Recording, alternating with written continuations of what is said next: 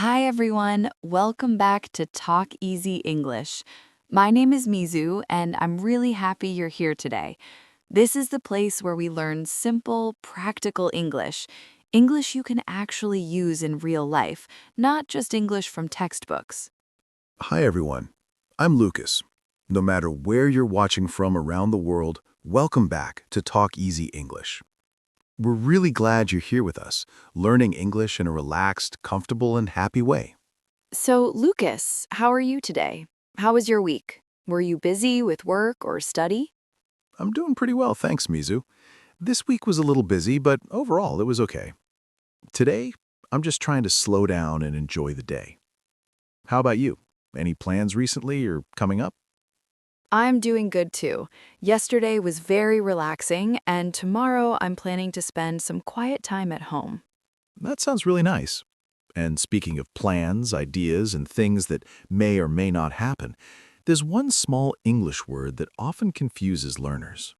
Yes, today we're talking about the word would.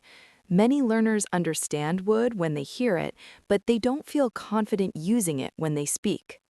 So in this lesson, we're going to make would feel easy. No heavy grammar, no complicated rules. Just real English, natural examples, and situations you can actually use in daily life. If you enjoy learning English with us, don't forget to like this video, share it with your friends, and subscribe to Go English so we can keep learning together. All right, let's get started.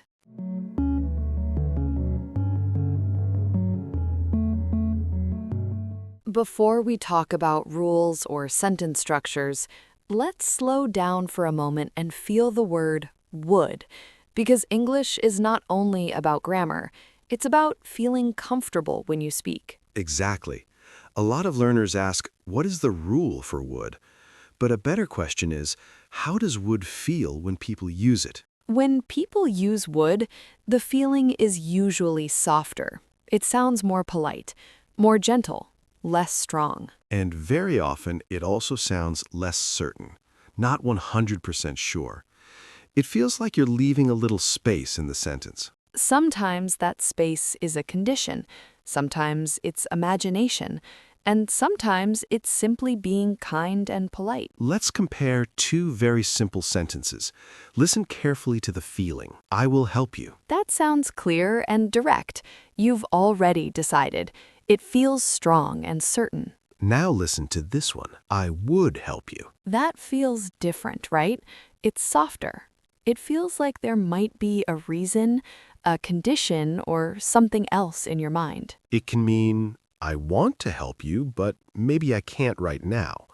Or something else needs to happen first. So even though both sentences talk about the future, the feeling is not the same. Will feels like a future you believe in.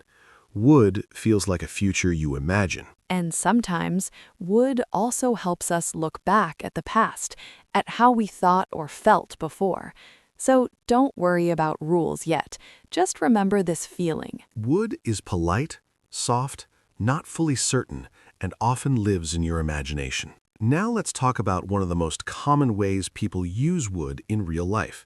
This is very useful for everyday conversations. Yes, if you want to sound polite and friendly, would is your best friend. Imagine you're in a room and it's a little hot.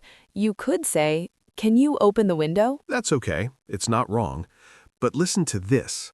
Would you open the window? That already sounds softer, right? More polite, more gentle. It feels like you're giving the other person space to say yes or no. Exactly. You can also say, would you help me? Would you mind helping me?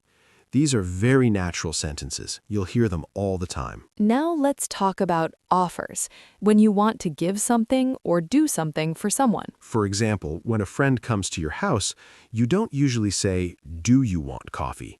Instead, you often hear, would you like some coffee? It sounds warmer, more welcoming, and if someone asks you for help, you can say, "I would love to help." That sounds kind and positive, not cold or short. Here's a very important tip for Go English learners.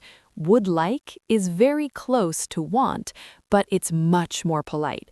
So instead of saying, "I want some water," Try saying, I would like some water. Small change, big difference. Your English will instantly sound more natural. Now, this part is really fun. Would is amazing when we talk about imaginary situations, things that are not real right now, only in our minds. Exactly. These are what-if sentences. For example, if I had more time, I would travel more. That sounds very natural and very human. You're not talking about real life now. You're talking about an idea in your head. Here's another one. If I had more money, I would buy that house. That sounds nice. But again, it's not real right now. It's imagination. And that's the key. When we use would like this, we're talking about a possible future that depends on something else. Now, let's talk about dreams and wishes. This is where would sounds really warm. For example, I would love to live by the sea. Wow, that already feels peaceful. Or you can say, it would be amazing to work from home. These are not plans. They're not promises. They're dreams, wishes, and ideas. When you use would here, you're inviting the listener into your imagination, and that's why would feels soft, gentle, and emotional. Now let's change the feeling a little. This time, would is about looking back. You're talking about the past, but you're remembering how you saw the future back then. For example, he said he would call me. That sentence already has emotion. At that time, you believed the call would happen. Here's another one. I thought it would be easy.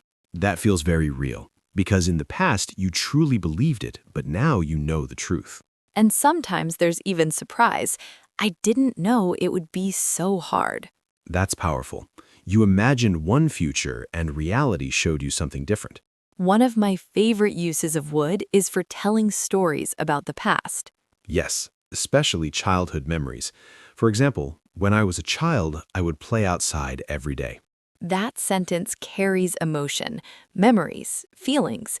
It's not just a fact, it's a story. You can also say, my grandfather would tell us stories at night. And instantly we can see that moment. One of my favorite ways to use the word would is when we tell stories about the past. Not just facts, not just information, but memories. Yes, especially when we talk about childhood. Because childhood memories are not usually about one day. They're about things that happened again and again. And that's where would feels perfect. Exactly. When we use would in stories, we're not talking about something that happened one time. We're talking about habits, repeated actions, and moments that slowly became part of our lives. Let's listen to a simple example. When I was a child, I would play outside every day. That sentence feels warm. You can almost see the picture, right? A child running outside, playing with friends, laughing, feeling free. And notice something important. The speaker is not telling us exactly when. Not Monday, not Tuesday. Just a feeling, a period of life. Yes, that's why would works so well here. It doesn't feel sharp or exact. It feels soft, like a memory slowly coming back. When I was in school, I would walk home with my best friend. Let's try another one. When I was in school, I would walk home with my best friend. That sentence already has emotion. Maybe they talked about their day. Maybe they laughed. Maybe they complained about homework. We don't know all the details, but would lets our imagination fill the space. Exactly. Now listen to this one. On weekends, we would wake up late and watch cartoons. That sounds familiar to many people. And again, it's not about one weekend. It's about many weekends over a long time. This is very important for learners to understand. When we use would like this, we're telling a story about how life used to be. Not just what happened, but how it felt. Let's talk about family memories. For example, my grandfather would tell us stories at night. That sentence is beautiful. You can imagine everyone sitting together. The room is quiet. The voice is calm. Maybe the lights were low. Maybe it was before sleep. And every night the story would begin again. Notice how would makes the moment feel alive. It tells us this didn't happen just once. It happened many times, and each time it mattered. Here's another example. My mother would sing to me before I went to sleep. That's very emotional. You can hear the song. You can feel the comfort. And again, would helps us stay inside the memory, not rushing, not explaining rules, just remembering. Now let's compare for a moment. If we say, "My grandfather told us a story," that's okay. It's correct. But when we say, my grandfather would tell us stories at night, that sounds different. It sounds longer, deeper, and more personal. Because it's not just information, it's a memory with feeling. You can also use would when talking about small habits. For example, after school, I would sit by the window and read. That sentence feels quiet, peaceful. We don't need many details. The feeling is already there. So when you tell stories in English, don't be afraid to use would. It helps your listener see, feel, and understand your memory. English is not only about correct sentences, it's about sharing moments. And would is one of the best words for bringing the past back to life. So next time you think about your childhood, your family, or a time in your life that feels special, Try using would and let your story breathe. So remember, don't be afraid of would. feel it first. Use it little by little. English doesn't have to be perfect to be beautiful. And the more you use would, the more natural your English will sound. Thanks for learning with us today. See you next time on TalkEZ English.